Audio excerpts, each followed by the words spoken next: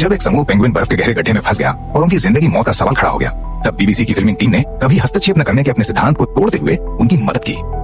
ये प्रकृति में दखल नहीं था, बल्कि प्रकृति का ही मानव हाथों के जरिए संतुलन बनाए रखना था। अंटार्कटिका की बर्फीली आंधी के बीच 50 से ज्यादा पेंगुइन एक चिकने बर्फीले गड्ढे में फंसे हुए थे। न उनके पास खाना था न धूप। छोटे पेंगुइन लगभग दम तोड़ चुके थे, कुछ तो सांस तक खो चुके थे।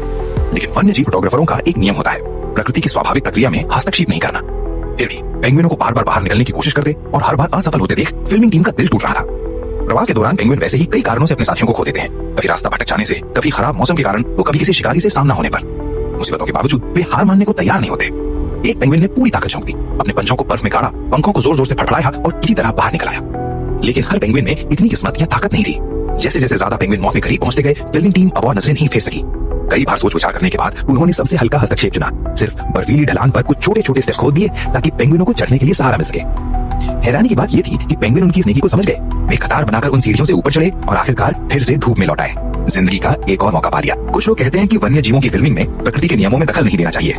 ये बात पढ़कर मैं गहराई से सोचने लगा, आज जब इंसान पहले ही बड़े पैमाने पर प्रकृति को प्रभावित कर चुका है, तो क्या ऐसी सीमित और जरूरी मदद दरअसल पारिस्थितिक संतुलन को दोबारा संतुलित करना नहीं है? जब तुम किसी जानवर को उसकी आखिरी हालत में देखते हो, तो शायद वो सिर्फ एक संयोग नहीं होता। शायद वही पल होता है जब प्रकृति तुम्हें इशारा कर रही होती है कि अब आगे बढ़ने का समय है। अगर उनका नष्ट होना तय ही था, तो फिर प्रकृति तुम्हें उन्हें बचाते हुए देखने का मौका क्यों देती?